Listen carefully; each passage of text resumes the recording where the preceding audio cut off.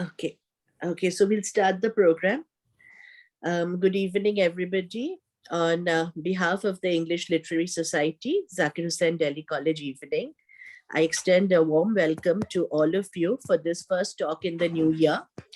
And this is the fifth talk of the series, monthly lecture series that we have.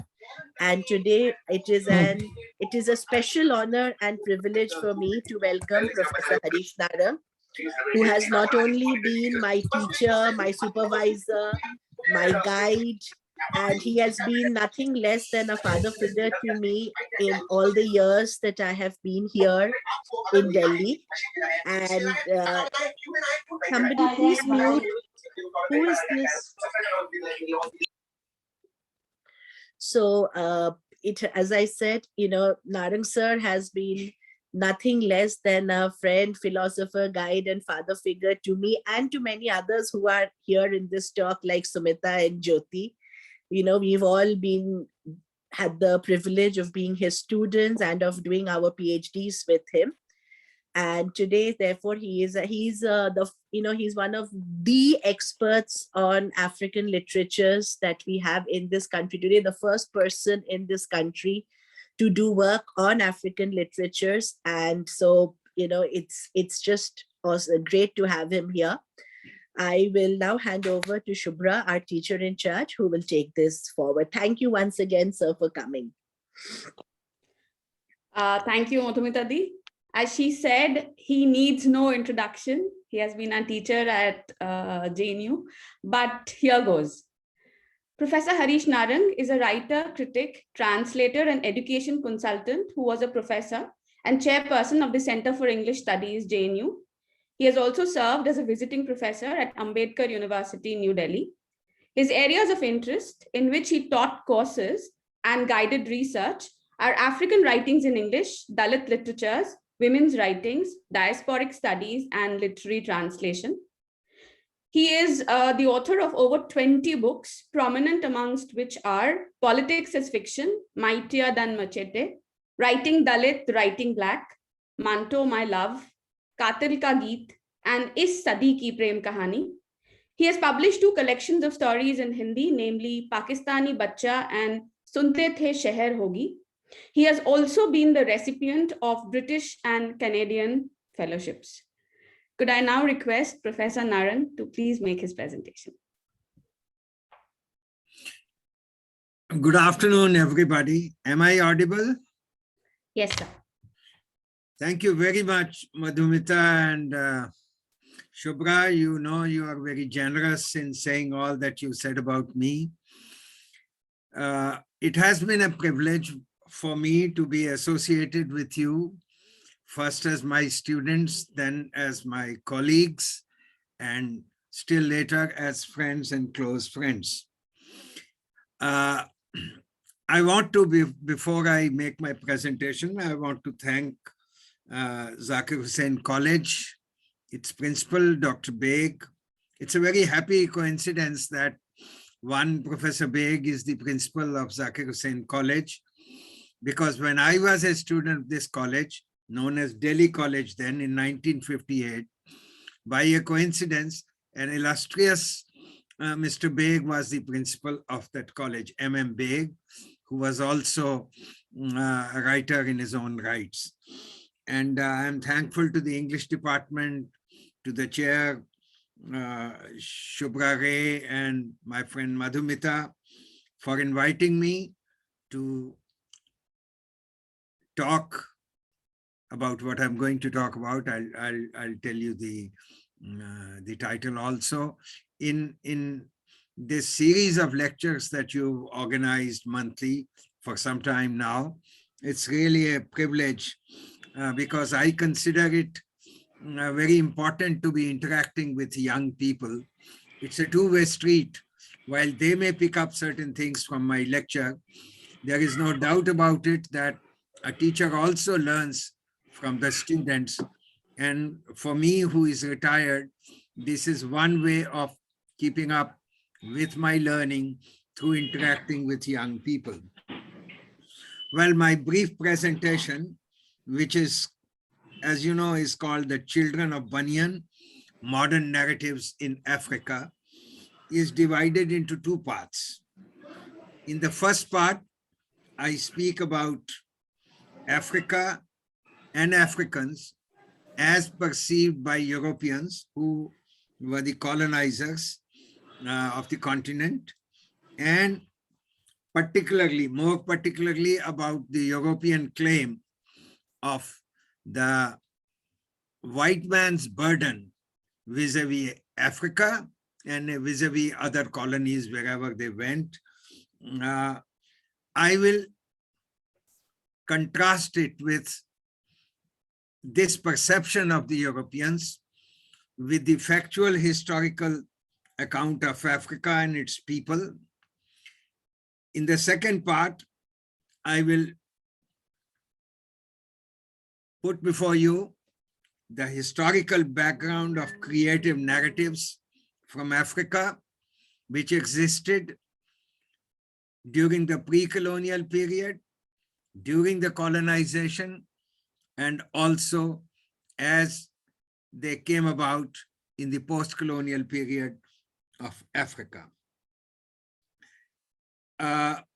Because of the paucity of time, I will try and focus my discussion of literary discourse to only one particular genre, namely the novel, the longer fiction. For various reasons, fiction has come to dominate the world literary scene. It is not in any way to belittle the significance of poetry or drama or even essays, but it has so come about that fiction has come to dominate the world literary scene. So also in Africa. That is why the examples that I pick up by way of illustration would certainly apply to other genres while I focus on fiction. I may mention about certain poets and dramatists here and there, but primarily, as I said, I will focus on fictional narratives. Once again, I will draw most of my examples from English literature. I may mention some from French and so on, but primarily because the course which you are pursuing is a course in which you study only texts written in English by African writers and so on. So I will focus on texts which are written in English. So here we go. I want to start this first part by trying to present before you the select quotes from some of the most preeminent European philosophers vis-a-vis their observations about Africa and Africans, because this, I think, could be a very interesting starting point for looking at how the colonizers looked at Africa.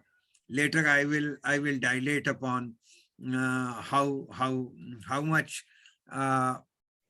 this perception is contrary to the African reality. Let me begin with those.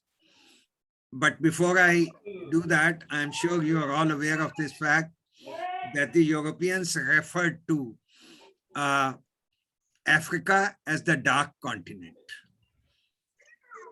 This epithet did not originate only because of the fact that the Africans were dark-skinned people, particularly as compared to the Europeans. But more importantly, they called the continent a dark continent because darkness, as you know, we generally associate with ignorance and, if you permit me, with evil. In other words, the Africans, the entire continent and its people were lumped together as people who were ignorant and people who were savage and people who were evil. The people, the dark-skinned inhabitants, they called Negroes, by which term we understand by now that there was a lot of negativity attached to that term. It was a kind of damning designation that the Europeans gave to these people. Well, here is a quote, and let me read it out to you. The Negro is naturally inferior to the whites. Naturally inferior to the whites. There scarcely ever was a civilization of that complexion, not even an individual eminent either in action or in speculation. No ingenious manufacture among them, no arts, no science. And the one who observed this was no less than David Hume. We all know who David Hume was. He was a preeminent British philosopher of Scottish origin. And this is what he had to say about Africa. Let me give you another quote, this time from a philosopher who also became a political philosopher.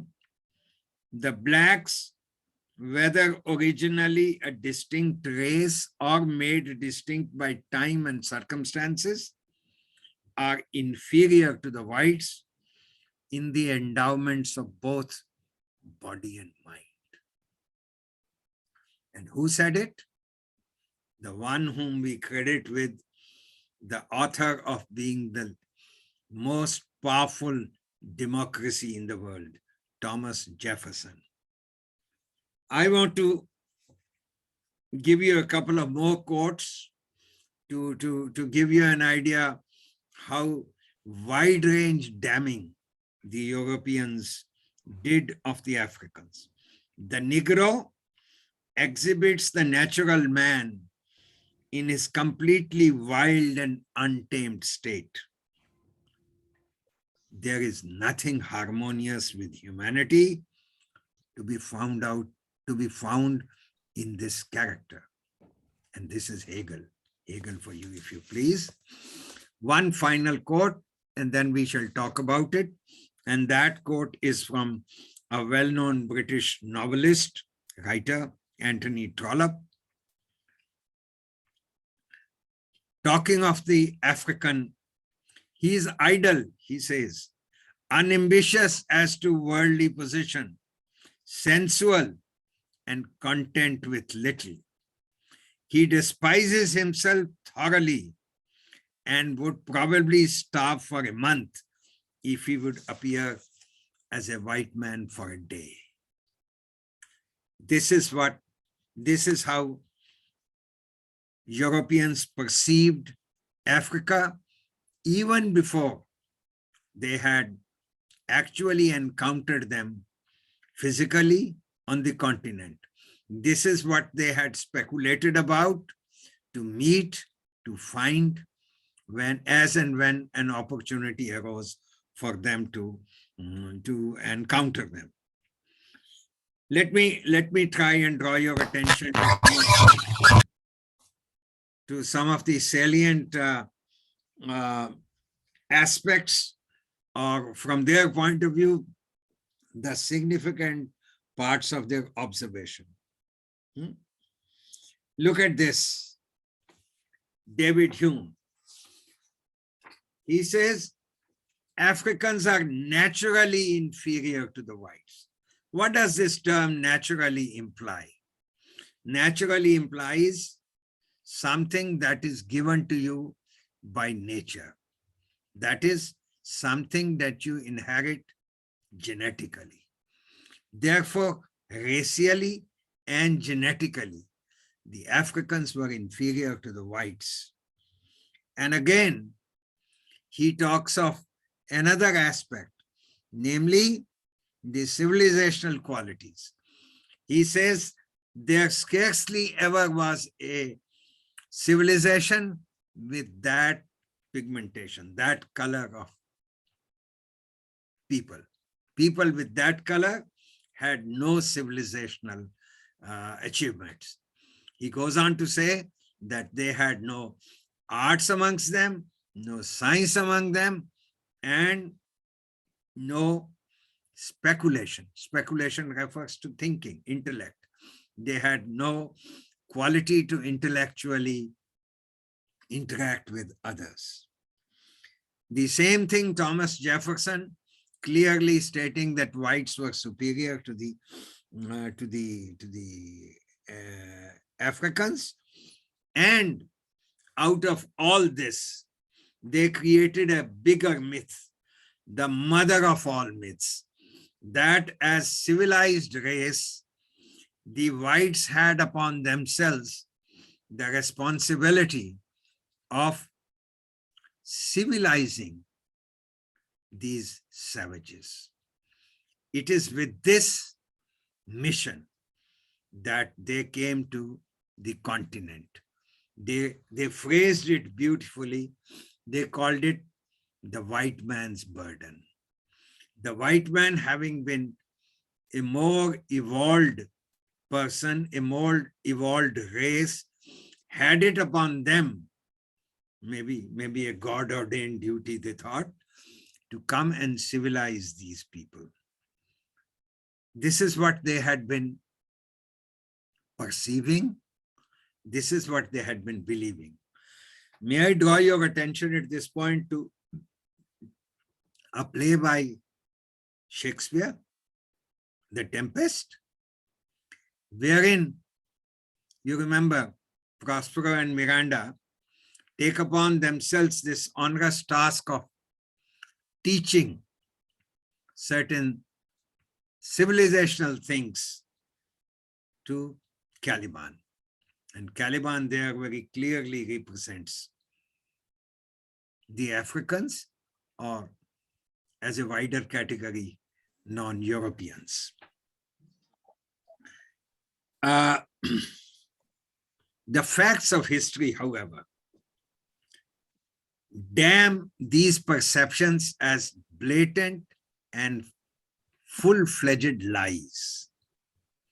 By now, there has been enough work done on the history of humanity and history of humanity linked with the continent of Africa, which clearly shows that Africa was where humans were born, or shall I say, they were evolved. If you've been pursuing some of these interests, then you would know that a person called Richard Leakey, a white person of Kenyan origin, who died about a couple of weeks ago, had dedicated his whole life. He was a paleoanthropologist who dedicated all his life, like his mother, illustrious mother,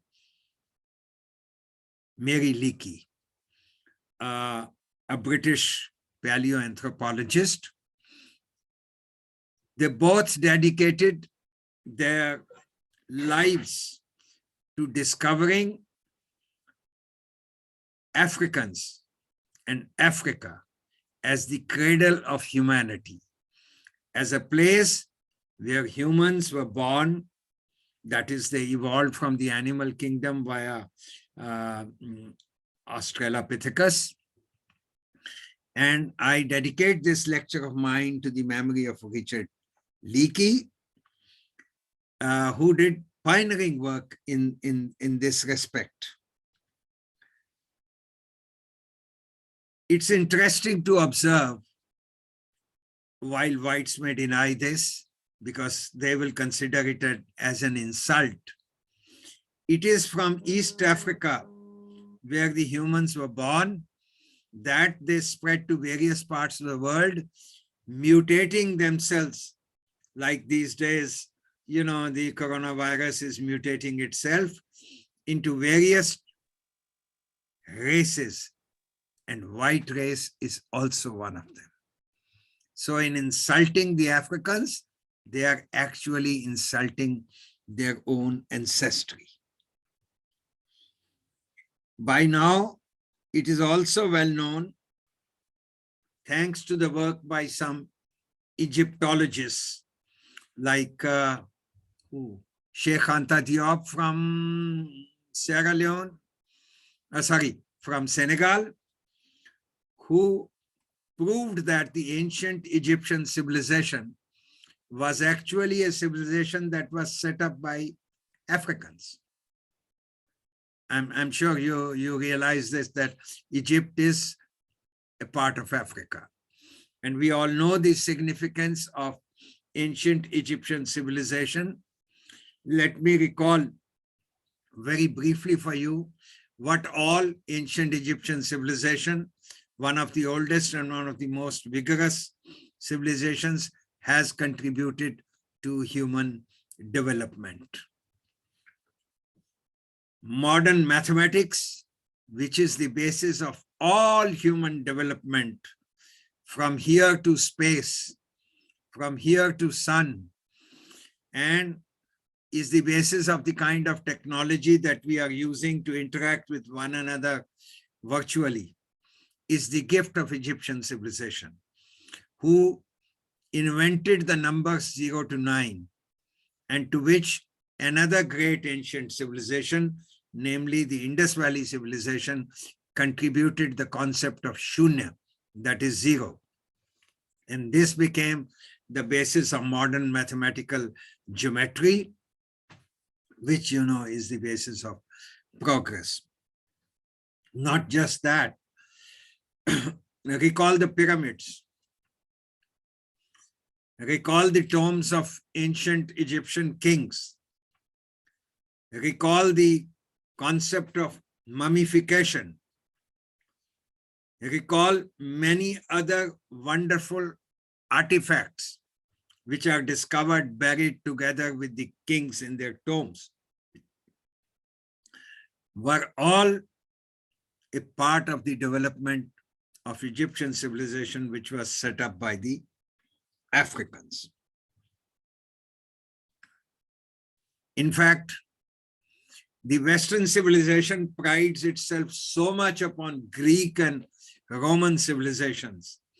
And once again, it is by now a proven fact that both these Western civilizations, that is the Greek and the Roman civilizations, borrowed very heavily from the neighboring Egyptian civilization.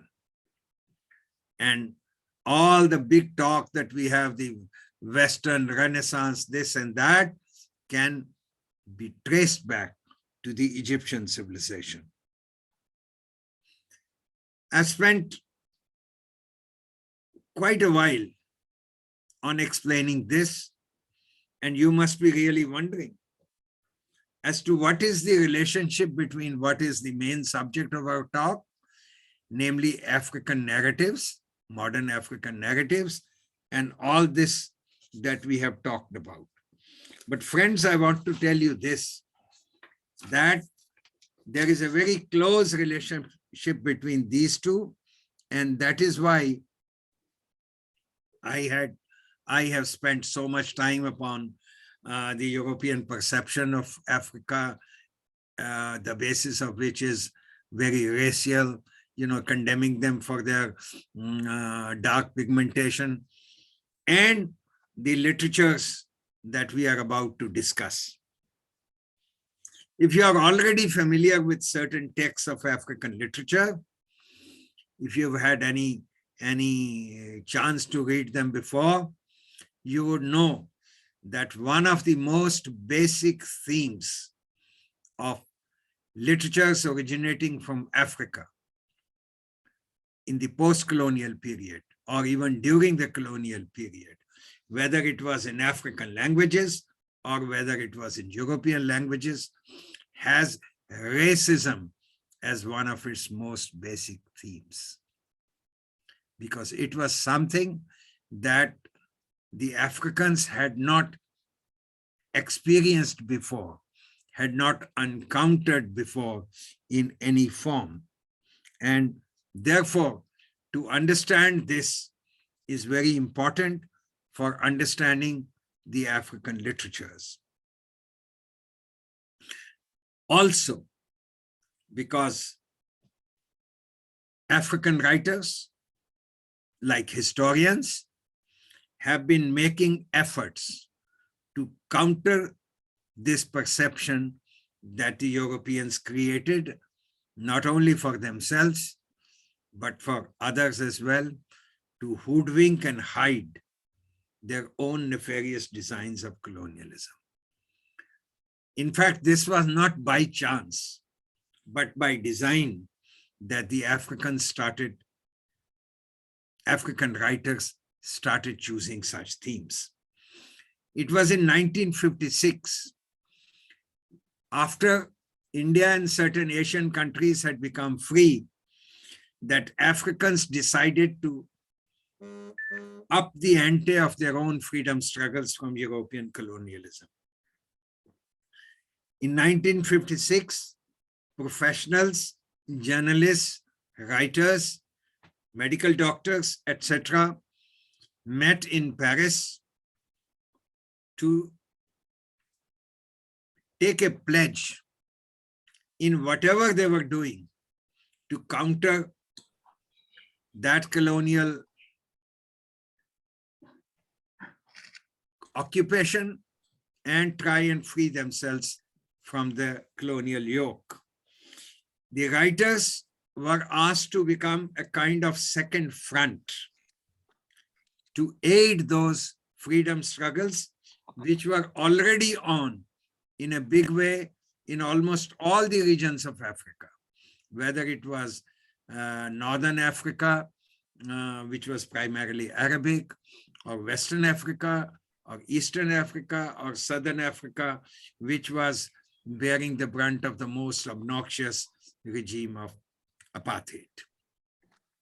So in order to lend their own little effort towards this, what they themselves called as the second front, these writers chose deliberately themes which were historical in nature, which not only delineated the atrocities of colonial impact on their lives, but also which confronted them. I will have a chance a little later to analyze 2 or 3 texts for you to show this function of the writers. Also remember this charge of Africans being without a civilization, without any culture, uncouth, savage, etc., was also taken up in a big way by the writers in their writings and countered very, very effectively. Because as you know, literature, more than history, can impact people and their minds more. And this is how they chose such themes. In fact, a number of critics of African writings in European languages believe that the real heroes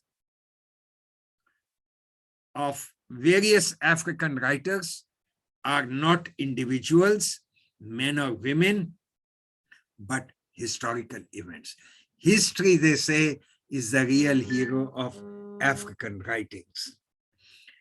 I will have a chance to show you a little later how writers like Achebe, writers like Tutuola, writers like Ngugi wa Thiong'o, and many others actually took it upon themselves to choose such themes and explicate the views of Africans on some of these perceptions. That is why I said, dilating on this part talking about history of Africa and its perception by Europeans is significant for understanding African literatures, critiquing them, and analyzing them. In my opinion, any other theoretical attempt to look at African writings is not very meaningful. Let me now move on to the second part. Here also, Europeans created certain myths. For instance, they said it is they, as a part of white man's burden, as a part of civilizing the Africans, they gave them their scripts to their languages, which truly were, until then, most of them were without a script. And they gave them models of writing, which these people followed, because until then, they had no creative discourse amongst themselves. This, I believe, is again a myth, because not only in pre-colonial Africa was there a very vibrant cultural activity, not only was there a lot of development, as I will try and show in a few minutes, but also there existed a very significant body of verbal, creative, cultural discourses. While this is true, that Europeans, when they came, they found that African languages had not been scripted, so they did develop scripts for many of those languages. But here they had been beaten before by the Arabs, who were the earlier colonizers of Africa, and who had, particularly in northern and western Africa, they had also given their own script, the Arabic script, to many of the African languages. I have particularly in mind northern Nigeria, in West Africa, for instance, the Hausa people, the Hausa language got its Arabic script from the Arab colonizers in the 11th and 12th century. Well, they gave them the language, the scripts, all right. But we also know, as students of language, a language is much larger than its script. A language is always born, spoken, goes through oral communications and oral creativity for decades, sometimes hundreds of years, before somebody sits down and provides it with a script. And therefore, all these societies had vibrant verbal discourse culture. In fact, this was out of a necessity that all these societies created cultural discourses or creative discourses. I won't call them literature, but these days we now have a term called orature. Why? Because the communities with oral cultures, as they evolve, use verbal discourse for preserving and passing on their own social history, their own cultural rituals, and other related things. It is only through such discourses that you preserve whatever you consider significant in your community, in your nation. There were no nations in the European sense then, or communities, and which you think is essential to be passed on to the next generation. How did they do it? There were many African communities which had the concepts of the griots the Babalawos, and the Gichandi players. These were groups of people who moved from village to village, reciting some of these creative discourses and propagating them for the people to know and preserve orally. They were almost like our own Sankirtan Jathas in India, or Harikatha reciters who moved from place to place. And this is how they preserved their social history. Let me mention another interesting thing about these verbal discourses. They were all open-ended discourses. Unlike a written discourse in a book, where the discourse ends once the book ends. These were open discourses because when these reciters moved from place to place, over a period of time, they assimilated into their discourses certain local things, certain local events, which they thought were worthy of inclusion, but which unfortunately were not present in their discourses. It is very interesting to know these were open discourses, like our own discourses. We have this saying in our parts, Hari Ananta, Hari Katha Ananta. Hari Katha is Anant. Anant means unending. It is an open-ended discourse. If you recall, in the Bundelkhand region of India, we have a very interesting long oral discourse which is sung on certain occasions called the Ala Udal. Ala Udal keeps on including in its recitations year after year new things that are happening. Okay. So another nail in the coffin of lies that they gave literariness to Africa. We've just mentioned above that Africa is the cradle of humanity. If this be so, then the first creative discourses, songs and stories must have happened in Africa itself. How?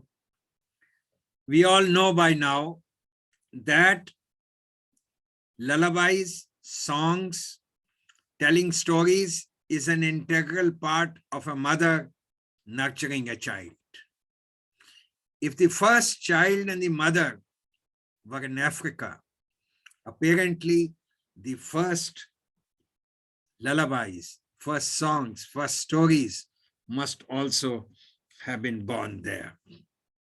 It's not just in a verbal cultural discourse that Africa excelled. Recent excavations in places like Nok in Nigeria, places like Zaria in Nigeria, and in the neighboring nation of Benin have shown that Africans had skillful evolution of pottery, and in the case of Benin, also use of metals. In fact, the Nok head, the bust made out of pottery clay in a place called Nok, and the Benin head made out of various mediums, including metal, are considered to be role models for learners of sculpting all over the world, even today. The Benin head is supposed to be the perfect representation in art of a human head or a human bust. This is just to give you an idea that the Africans did not hear of civilization, culture, creativity from the Europeans for the first time.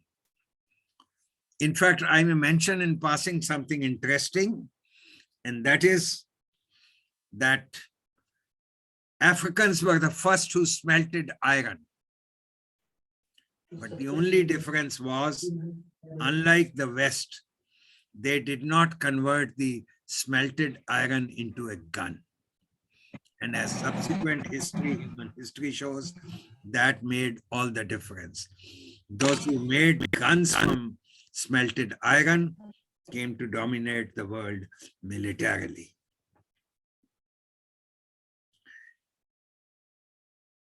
Why did the Arabs or the Europeans give the Africans their scripts? Was it out of generosity? Were their hearts really bleeding for these people whom they wanted to civilize?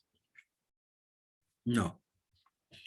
You must know that these colonizers were preceded by their missionaries, religious missionaries, who came to proselytize, to convert people to their religion, namely Islam and Christianity.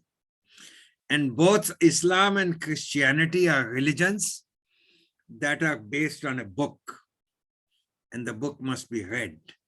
And if people cannot read it, how would they convert them? So they gave them literacy because their holy books could be read. Later on, when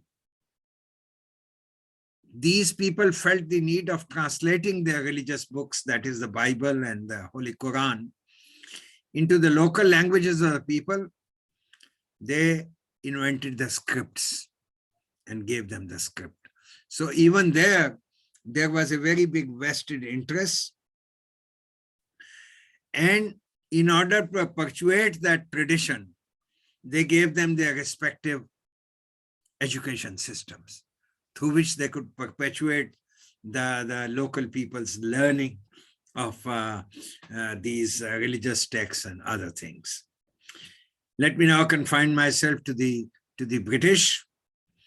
The British missionaries, as a part of this, when they came here, they opened mission-run schools.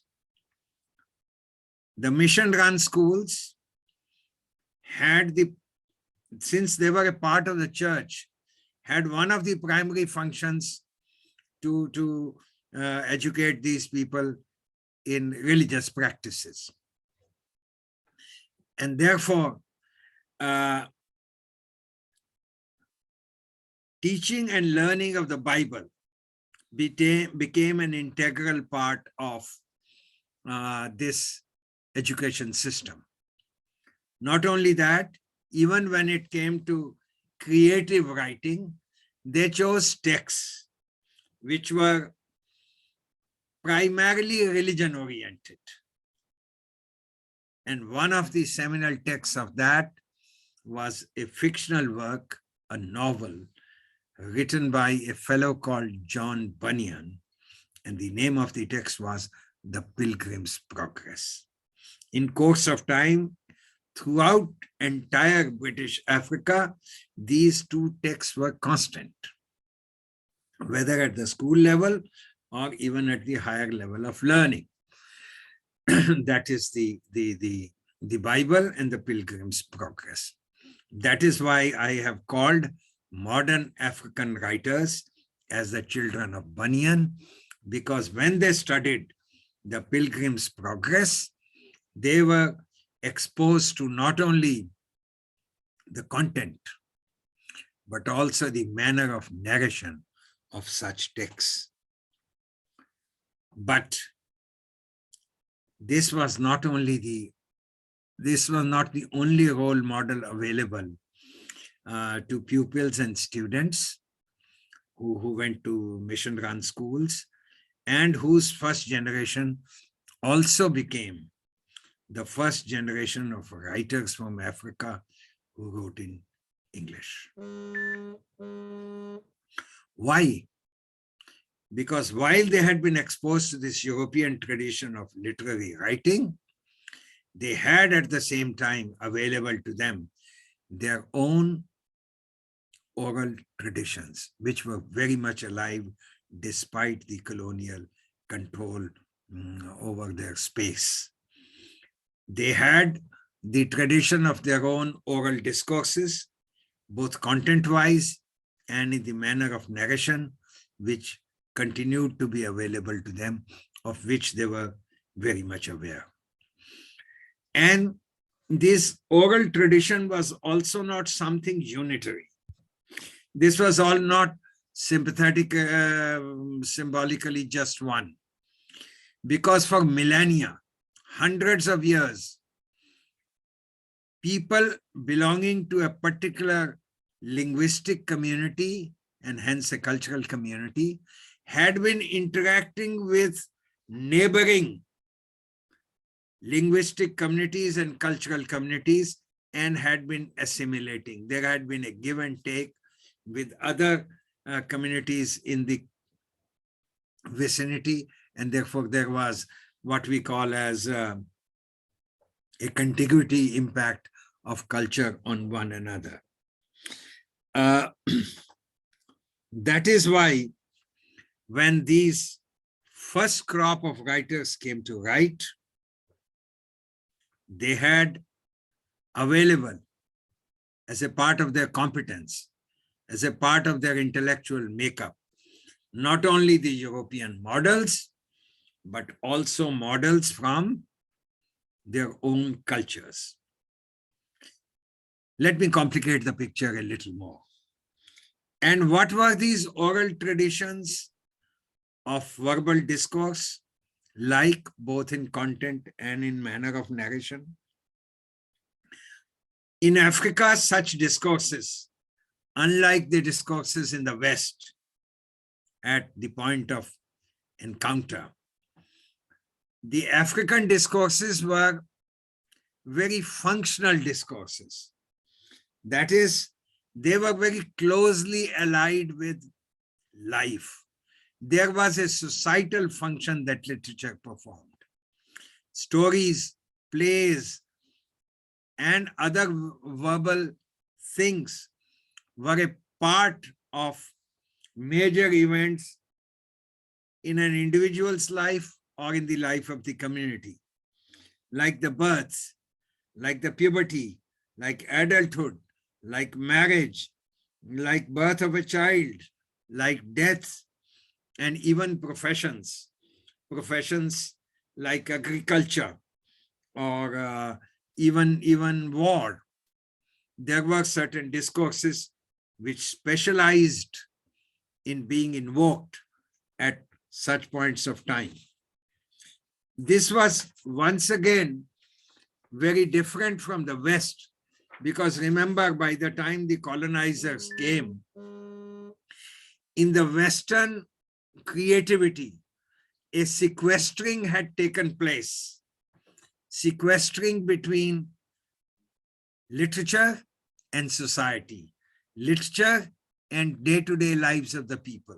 There was no direct one-to-one relationship between literature and society in the West. It had become what is commonly called, the literature there had become what is commonly called as secular literature. And African writers, I'm talking of the first generation of African writers from British Africa, when they came to write their first discourses, written discourses, when they came to sit at the desk to actually write, they brought into their gunny sacks. The metaphor is from M.G. Vasanji, as you know. They brought into their gunny sacks all these practices from the oral tradition and some of the practices which they had learned from the Western experience when they had been exposed to those texts. Thus, African novel became a hybrid. In its very inception, it demarcated itself from the Western novel. It was half fish, half fowl, half West, half Africa. And that is what it has remained since then. Let me now name the first few examples. The first few examples of novel in English came from a place in Sierra Leone, where the freed Africans had been, housed or inhabited by the British. In 1911, a fellow called Casely Hayford wrote a novel called Ethiopia Unbound. Later in 1943, another writer called R.E. Obeng wrote another novel called 18 Pence. These are considered to be the first experiments of novel writing in the African continent in English. However, the credit of being the first novelist goes to a Nigerian named Amos Tutuola. Amos Tutuola, who in 1952 published a novel called The Palm Wine Drinkard, which is considered to the mother of texts of African novel in English. Let me dilate a little more on this, because it in some ways became a benchmark. Benchmark to include certain characteristics as well as to avoid some. 1952 saw the publication of this novel by Faber and Faber in England, which was a very prestigious publisher. And as soon as it was published, there were rave reviews about this. There were some people who really praised the book sky high, as it were. There were some others, of course, who were reticent, and there were some who condemned it outright. They considered this particular narrative significant because in it they saw, and I am quoting a phrase from Dylan Thomas, who reviewed it, they saw young English, the use of young English by a West Indian writer. West African writer. Anthony West, in another critical evaluation, called it the very beginning of literature. There were others who condemned the novel for its irregular, bad English. And the example of that irregular English was staring them on their faces from the very title of the novel, which was The Palm Wine Drinkard. Drinkard was no word in an English dictionary until then. Well, they all agreed on one thing. It was a freakish first, very interesting. But they were also agreed that if Tutuola ever tried to repeat the same manner of narration, then the book will fall flat on its face. Shameless and persistent that fellow was, he repeated the experiment Tutuola in the next 4 books, and each book was a bigger hit than the earlier one. Then someone actually sat down and said, let's find out what is beyond this young English or bad English or unacceptable English. And then they discovered the real strength of the book lay in its content. And what was the content? The content was the folk culture of his own community. He was a Yoruba. His own community, which he had woven into the novel or novels in bad English or irregular English or unacceptable English. The real strength was that, because that was a culture which was an eye-opener to the Europeans. They were not familiar with all this, so they laughed it up. But he was very clever. He was feeding them bit by bit, and not in one book, but bit by it in 4 or 5 books. And that is how this book became a significant book. In a way, Tutuola, who is credited as the father of African English novel, set a benchmark, a kind of benchmark for the future writers to come as to the content of the African novel in English. And that was to focus on their own cultures. 6 years later, in 1958, another Nigerian, taking cue from that book, wrote his first discourse. He was not a Yoruba, he was an Igbo, and he built into his novel his own culture, the practices of his own culture, the Igbo culture. But he very diligently avoided the mistake that Tutuola had made.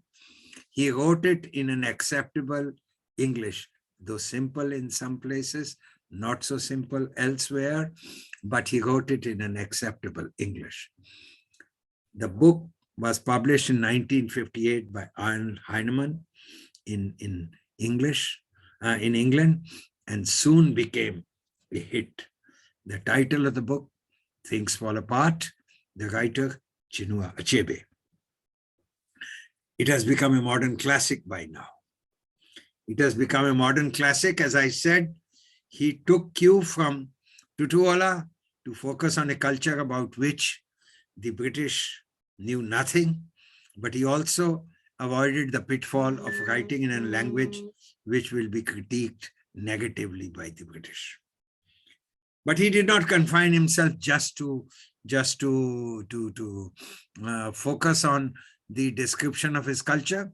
He introduced another element into it. By that time, the British had well established themselves in Nigeria as colonizers.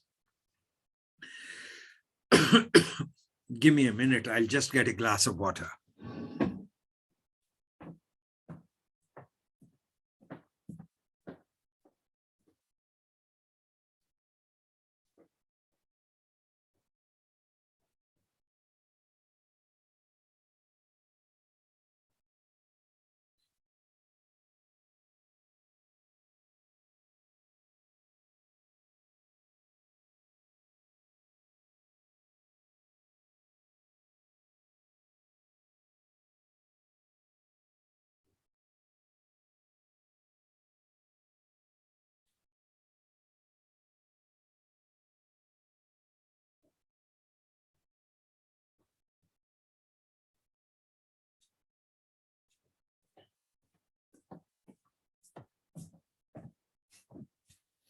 Sorry about that break.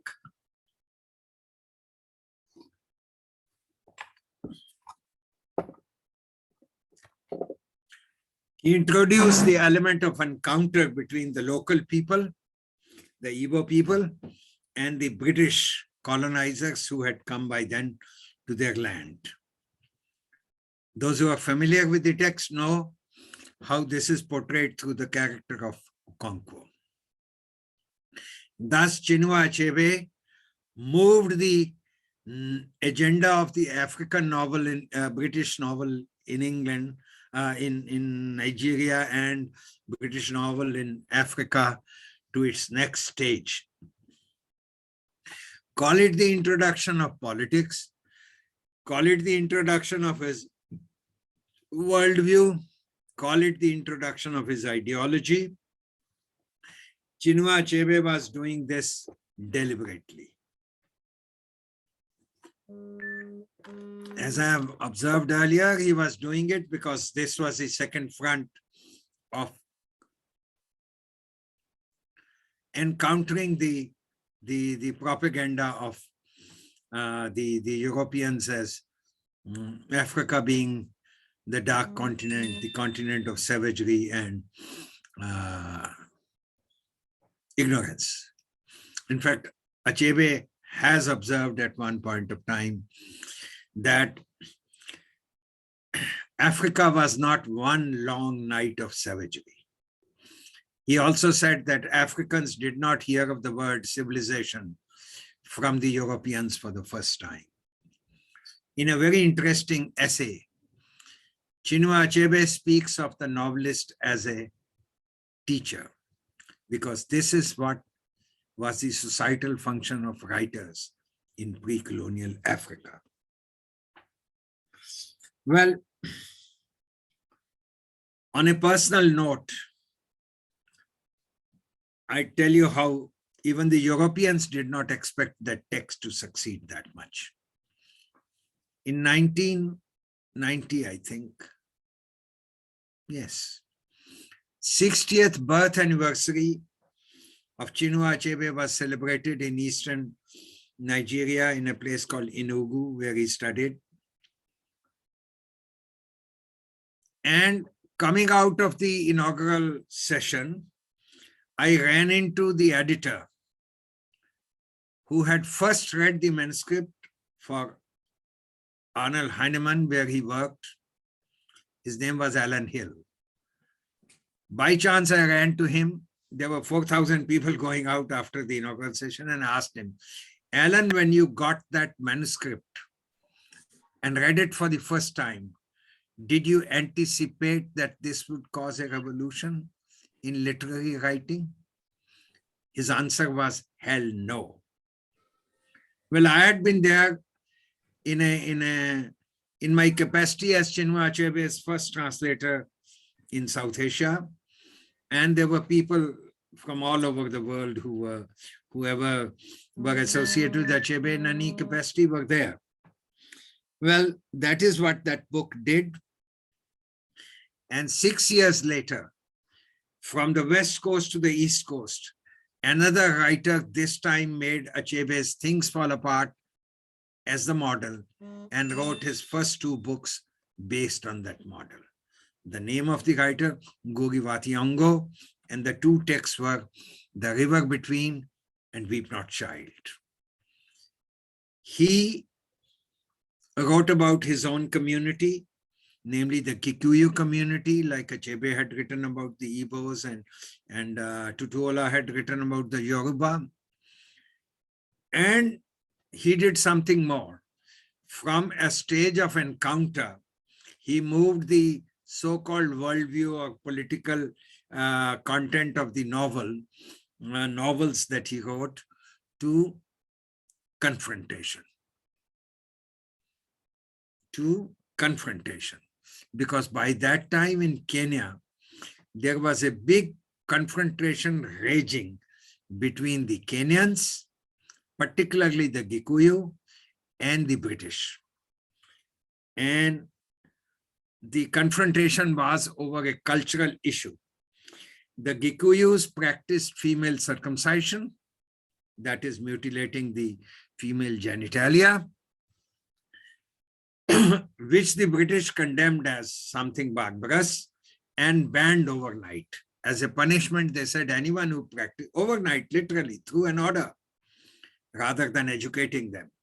And as a punishment, they said anyone who practices this, their children will not be denied, and their children will be denied education into missionary-run schools, and they themselves will not be admitted to the church. Big confrontation took place. And this is the theme of his first 2 novels, wherein he moved the agenda to next stage. Almost around the same time, maybe a couple of years earlier, I think in 1962, in the southern part of Africa, in South Africa, for instance, a colored writer named Alex Laguma had written a text called A Walk in the Night. You know where that phrase comes from.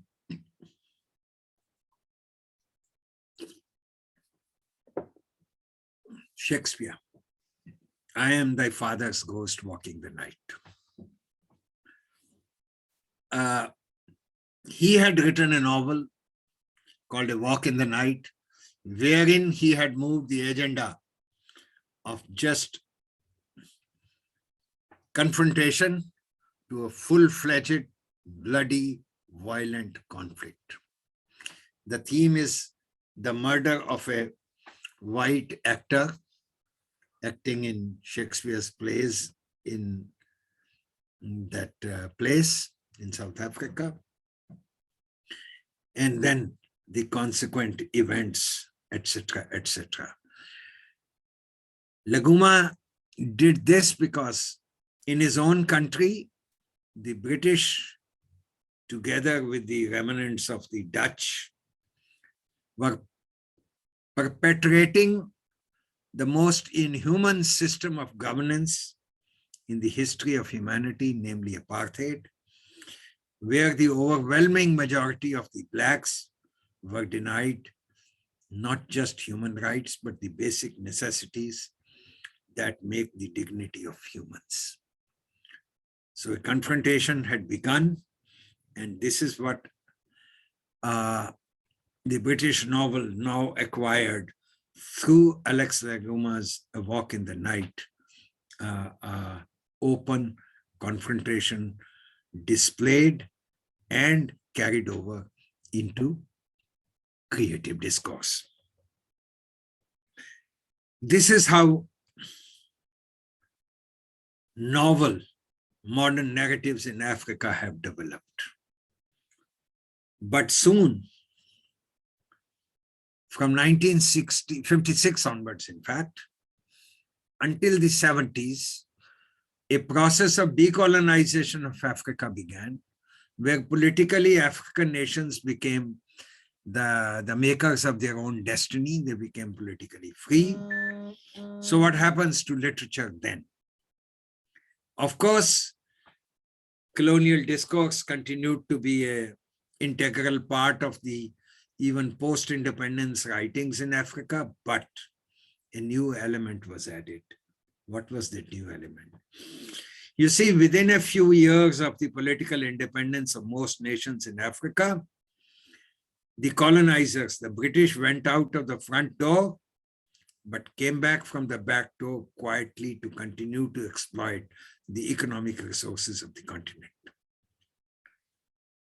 Within a few years, nation after nation became subject of a political coup where the military took over, where the military, which was still very much a part of the British tradition, took over and corruption became rampant. The African writers therefore built into their literary discourses the element of corruption, indigenous corruption. Novel after novel, a novel like Petals of Blood by Ngugi wa Thiong'o, a novel like The Beautiful Ones Are Not Yet Born by A.K. Arma, a novel like A Man of the People by Chinua Achebe, and certain other people highlighted this new phenomenon of corruption being a part of the political setup.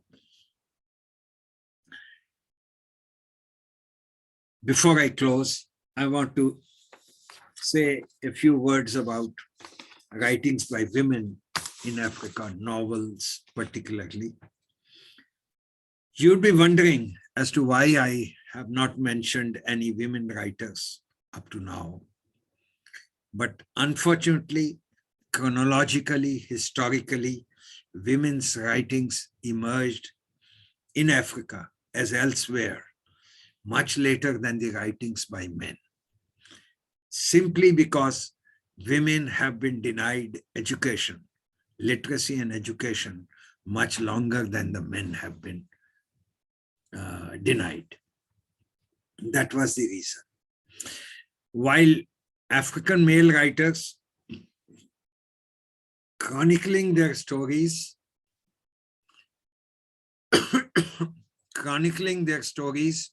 were including women-related events and description of women in their writings. When women came to read them, they had strong reservations about that. They said that that was not the way women lived and thought as men presented them. And so on the first available opportunity, they began to write their own stories in their own voices. Flora Nwapa is a Nigerian woman writer, one of the pioneers of women writing in Africa. She has an interesting novel, which is titled Women Are Different. And that captures the spirit of the writings by women in Africa. They are different and they write differently. But publication problems became galore when women went to publish their texts. So much so that Flora Nwapa had to float a publication house of her own in order to publish her books. Buchi Amachara had to do it in England, where she had problems publishing her work. Flora Nwapa's writings inspired African women all over the continent. So Bessie Head in Southern Africa, Ama Ataidu in Ghana, certain other women, Rebecca Njau in Kenya, and many other women, began to write and tell their own stories or the stories of Africa from their own point of view. And by now, the women writing in Africa has become a formidable body of writing, which has earned itself a big niche for itself. Let me stop now. I think I have exercised your patience a lot. Thank you very much. Thank you, sir, for that wonderful talk, for giving our students an overview from the ideological and political and manifestations of it over centuries, as well as the process of decolonization, and introducing them to a wide range of authors from across periods. Thank you very much for that. I'm sure our students have learned quite a lot, and they'll be inspired to read up further, which they'll be doing in the semester. So could I now request Orunabho to take over for the question and answer session? Thank you, ma'am. Sir, I would like to say, well, before we move on to the question and answer session, that this was really informational for me, since I am also invested in this particular subject. So I'm glad I could be of some use. Yes, sir. So now let's move on to the questions. Please everyone write your questions in the chat box now, please. Could you kindly read them out to me for me? Yes, as and when they write. Okay, sir. Sir, before people ask, sir, you didn't tell the Matigari story this time.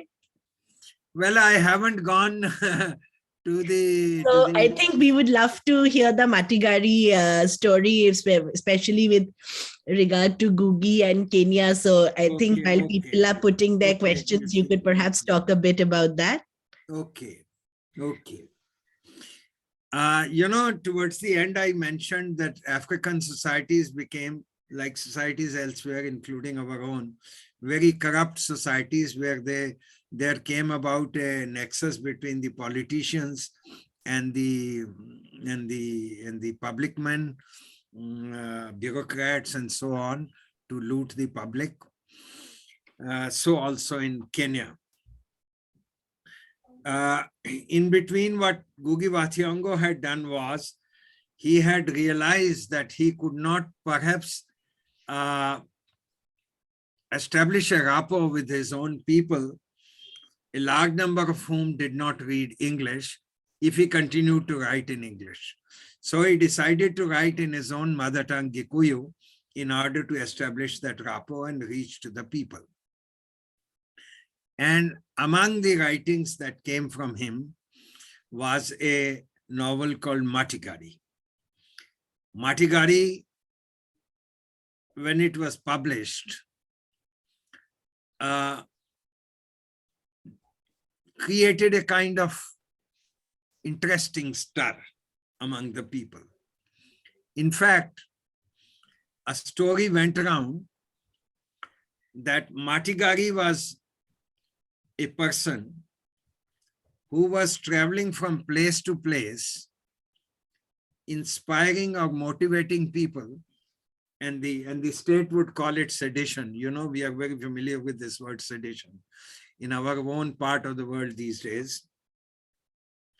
So spreading sedition, the government would say, asking them to rebel against the government. So the then Home Minister, his name was Charles Jonjo, wrote to the president, Jomo Kenyatta was the president, seeking his orders on the file that this fellow Matigari be arrested immediately. So the entire police force of Kenya was put into field to look for and arrest this man called Matigari. And when they started looking for him, somebody will say, sir, he was here yesterday, but I'm sorry, he has left. He's no more here. Perhaps he's gone to Naivasha. And when they chased him to Naivasha, people said, he was here, but he's gone to Nakuru. Somebody would say he's gone to Fort Aberdare. Somebody says, no, he's gone to the coast, to Mombasa, and so on. For months together, the police was chasing this fellow Matigari from one place to another, and he was eluding them. And then one day, to their consternation, the police force discovered that Matigari was not a real man. He was actually a fictional character against whom the government had actually issued an arrest warrant. So red in the face, they did the next best thing that they could do. They banned the book. Thank you very much.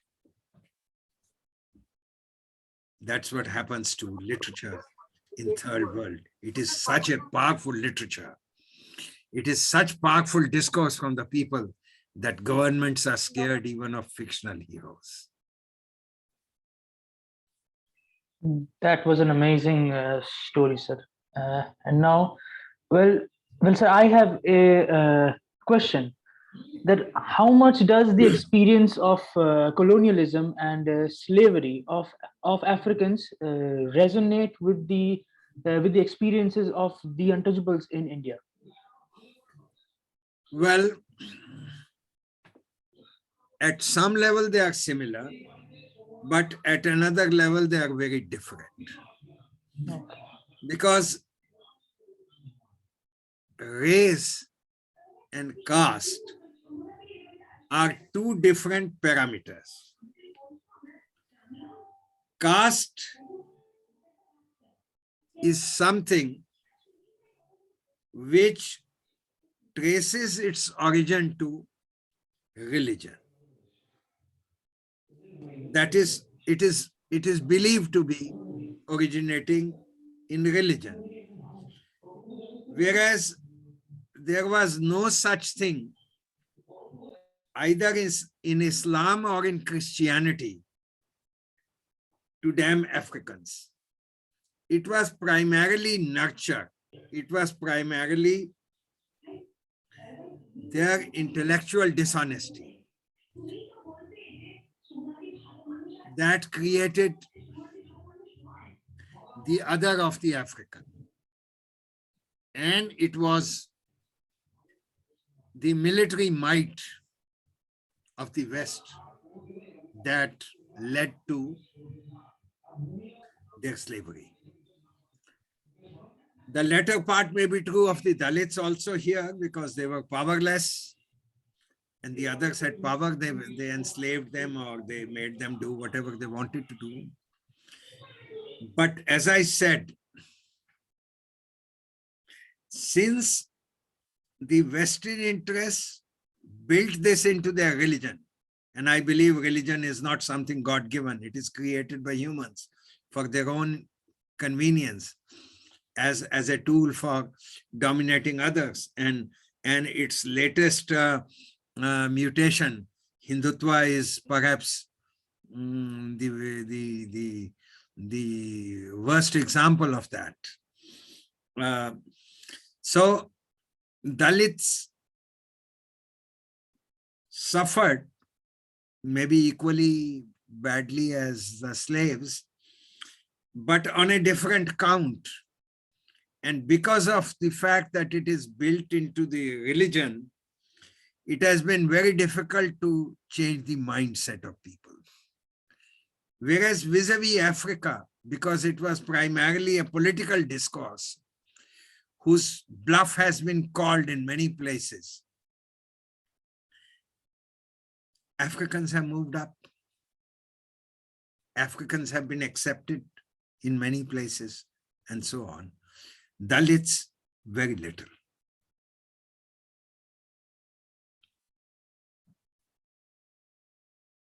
Thank you, sir. I guess that is really informational, sir.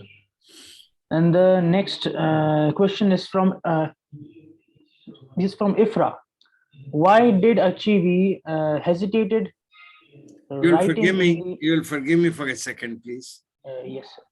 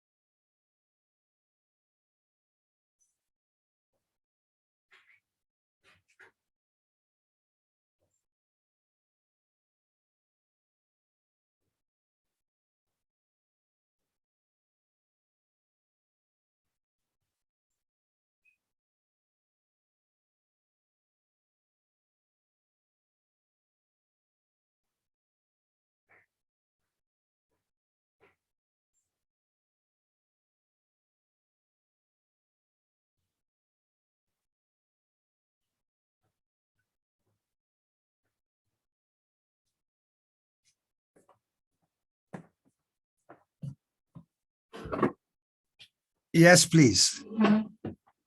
Yes, sorry, you were saying something. Yes, sir. Yes. The next question is from Ifra, and please correct me if my pronunciation is wrong.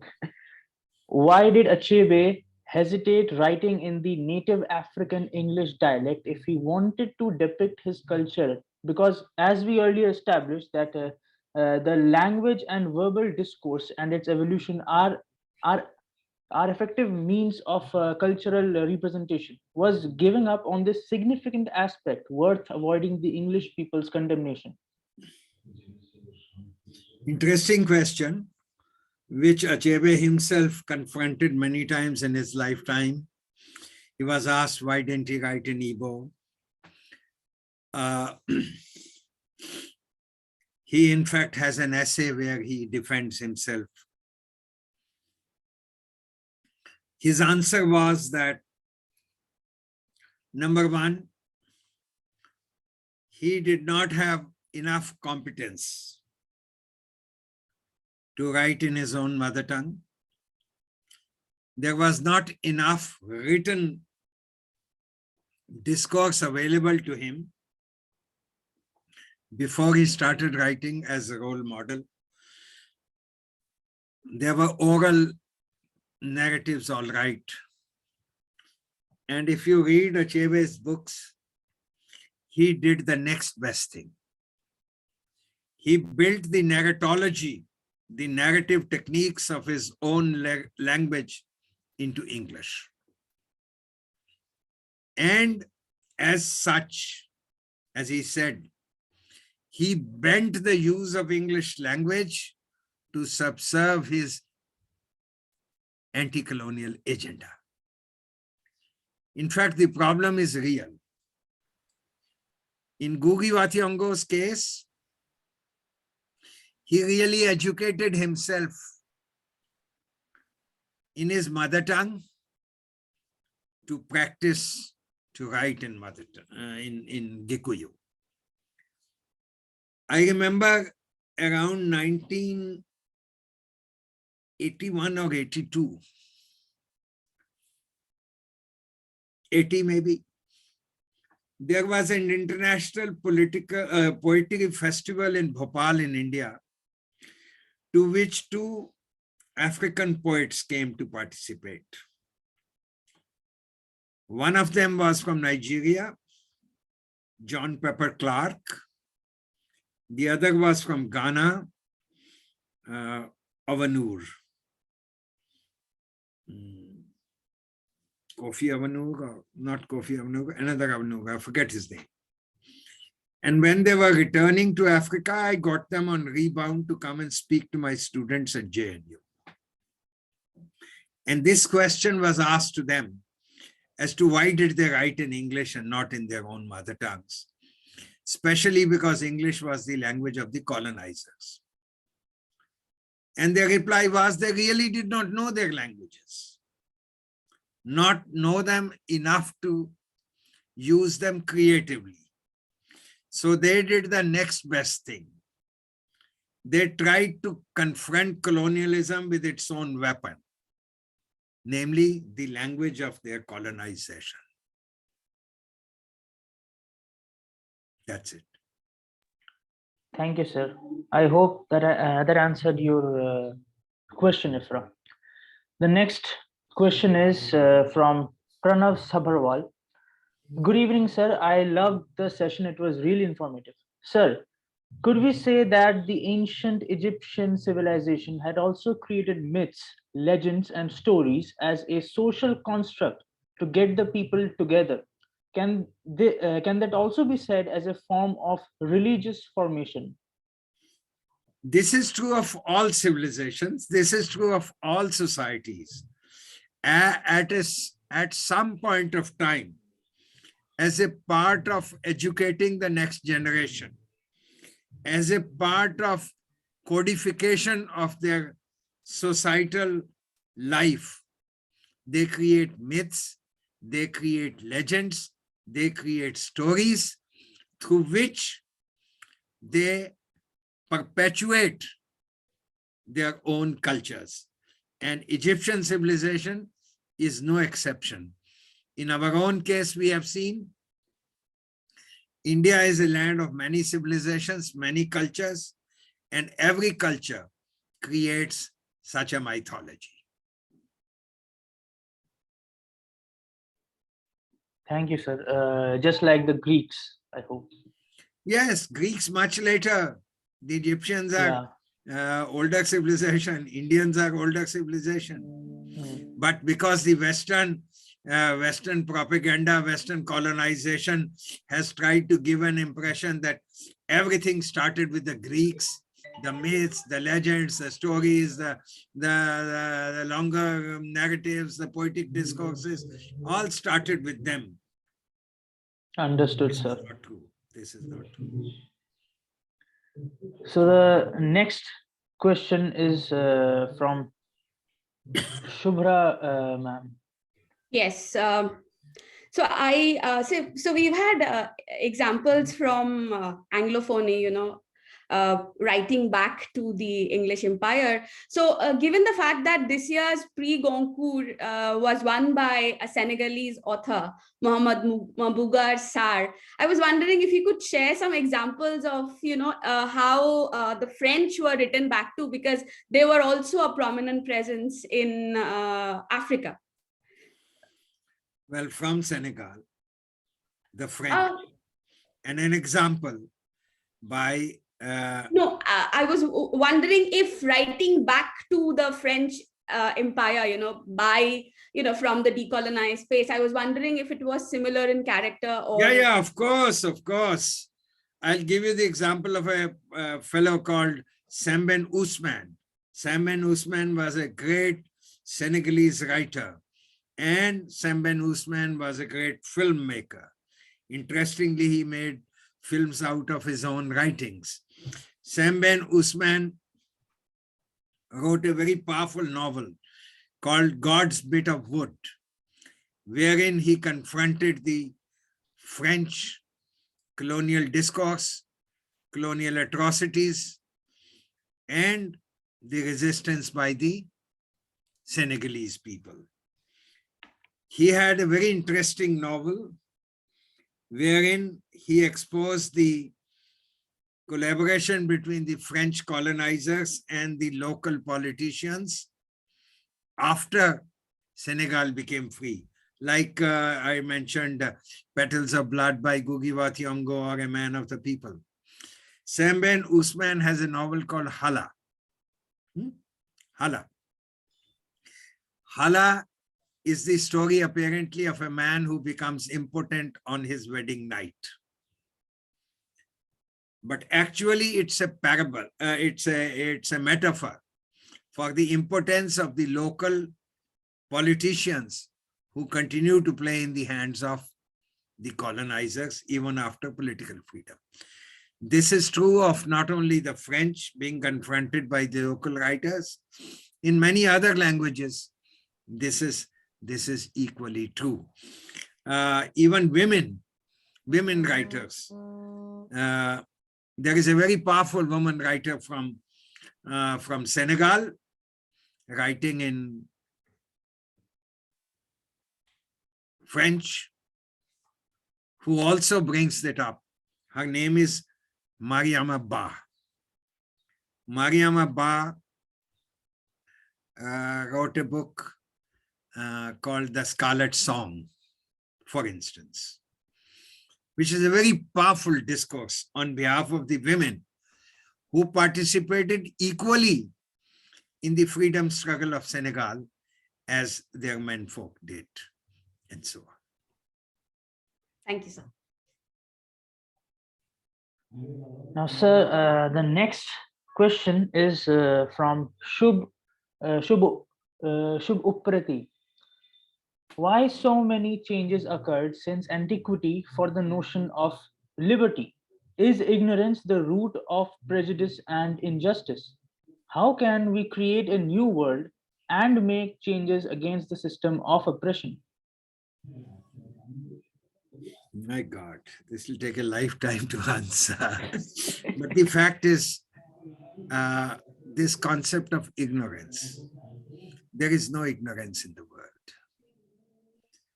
Since we became human, education is a part of being human, becoming human, and passing on the achievements of a community to the next. And therefore, there are no really ignorant people. Ignorance is relative. It depends on which point of view, from which vantage point are you looking at people and community to call them ignorant. I've just tried to show you that Africans were far more developed, far more informed, far more knowledgeable than the Europeans before Europeans got civilized. And yet, the Europeans considered them ignorant. It was Macaulay, I think, who had the cheek to say that the knowledge contained in an average European's almirah in the form of books was bigger than the knowledge of the entire Orient. Some such thing he said. Imagine. The Orient included India, such an ancient civilization, developed civilization, China, and many others. And he had the cheek to call us ignorant. He had the cheek to say that all that we knew was not equivalent to a few books by the Europeans. So ignorance is a very relative term. Somebody may be highly educated, but may not know the intricacies of modern technology, so you will call him ignorant. Kya ignorant hai? Aapko Zoom chalana bhi nahi aata. Ignorant. आप Paytm पे पैसे भी नहीं भेज सकते. So ignorance is a very relative term. The other part of the question is very difficult, and I don't think humans will ever reach that stage where all will live peacefully and wonderfully and equally and whatever.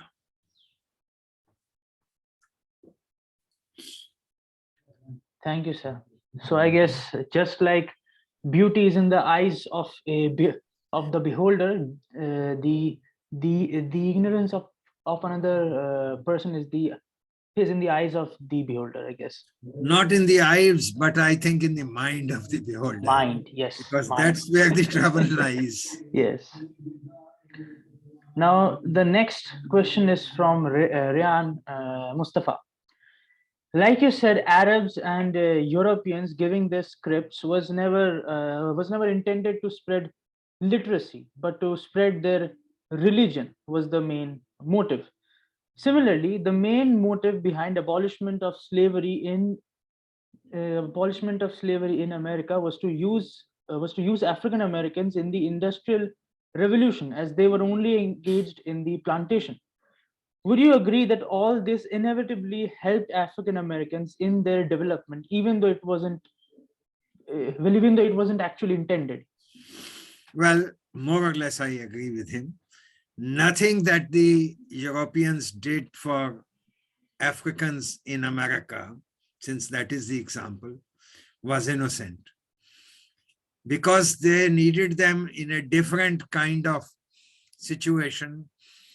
Plantation economy was giving way to what you call as industrialized or manufacturing economy. Well, they had to grant them certain minimal facilities and freedom, which they did. But apparently, the African American used that to move up the ladder of development, self-development, self-revolution, or greater freedom, or whatever you may like to call it. I agree with that contention more or less. Very well, sir. I guess that answered your question, Rian. Now, if any one else would like to would have a question, please type in the chat box.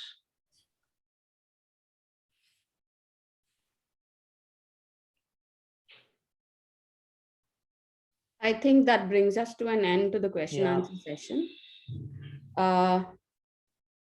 So we'll have the vote of thanks, but before that, could I request everyone to please switch on their cameras? We'd like to take a photograph.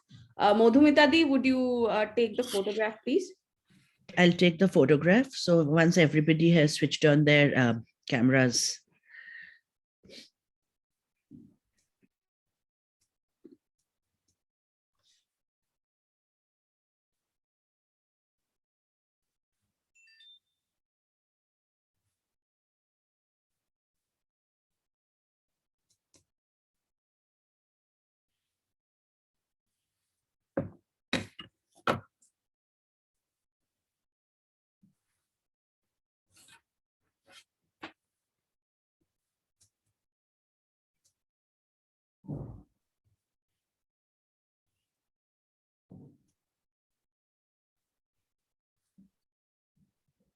Done. Thank you. Thank you, everyone. Could I now request Lokrati, our student, to please deliver the vote of thanks? Yes, ma'am.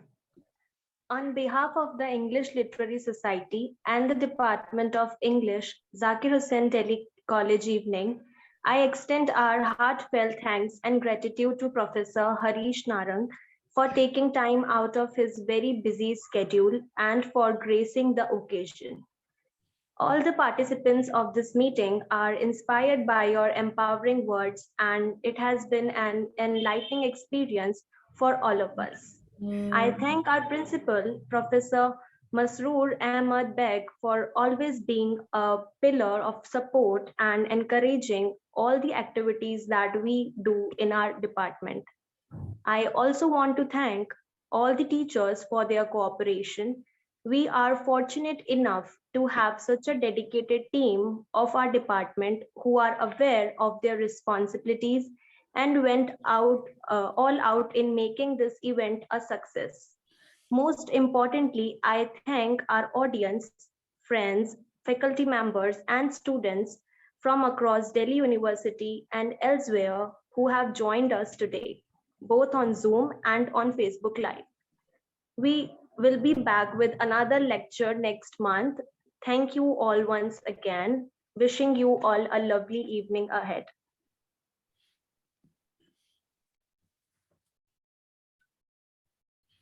Shubhra, Ma'am, you you are muted. muted. Sorry. Thank you, Lokriti. Thank you, sir. Thank you for. Thank you very much. Thank you. Thank you. Sir. Thank you very Thank much. you so much, sir. All the best. Thank you, everybody. Madhumita, get well soon. Yes, sir. Thank you. All of you. Thank you, sir. Thank you. See you soon, sir. Yeah, sure. Thank you.